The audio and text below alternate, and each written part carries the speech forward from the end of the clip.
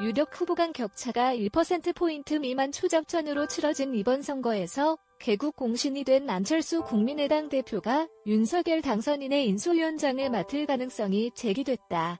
정치권 일각에서는 안 대표의 국무총리 가능성도 제기된다.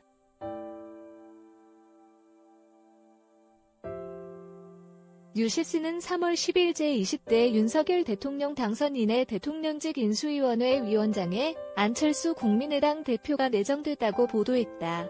국민의힘 핵심 관계자는 이날 뉴시스와 통화에서 안철수 국민의당 대표가 인수위원장을 맡는다고 밝혔다.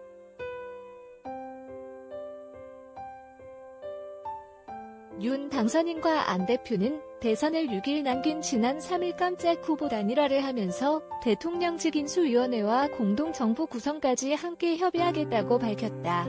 다만 당시에는 안철수 대표가 새 정부에서 어떤 역할을 맡을지 명시적으로 밝히지 않았다.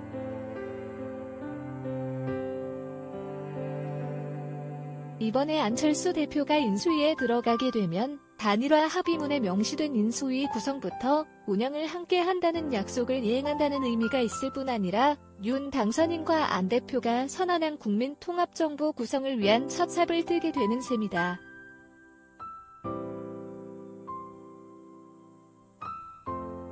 향후 부처 조직 개편에서도 안 대표의 영향력이 발휘될 가능성이 높다는 관측이다. 안 대표는 인수위원장직을 거쳐 초대 총리로 임명될 수도 있다. 안 대표가 인수위원장을 거쳐 윤석열 정부 초대 총리가 된다면 단일화 협상 조건이었던 통합정부 실현이 가능하다.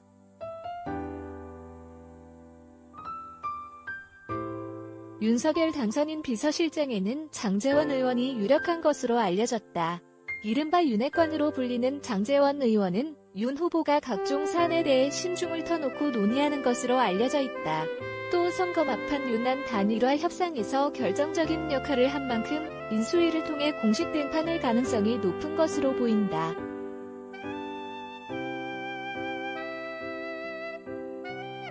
야권에서는 초박빙으로 치러진 이번 선거에서 윤석열 안철수 단일화가 아니었다면 윤석열 당선이 불가능했을 수도 있다는 평가가 나온다.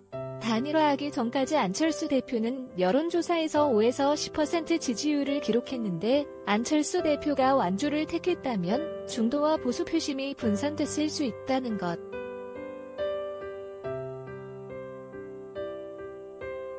국민의힘 선대본부 한 관계자는 시사저널에 개표가 진행되는 1분 1초 천당과 지옥을 오갔다며 결국 안 대표의 결단이 역사를 바꾼 셈이다. 만약 다른 선택, 완주를 했다면 대선 결과는 달라졌을 수 있다고 밝혔다.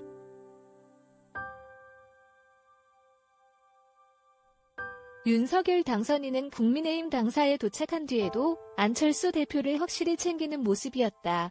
안 대표의 손을 내내 잡거나 마주보면서 당선의 기쁨을 함께했다.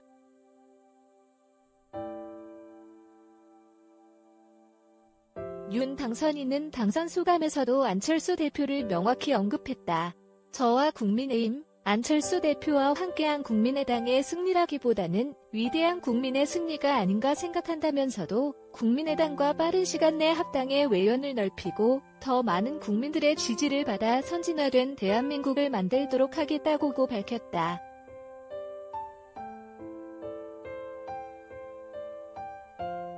국민의힘과 국민의당은 일주일 내로 합당 절차를 마무리할 계획으로 알려졌다.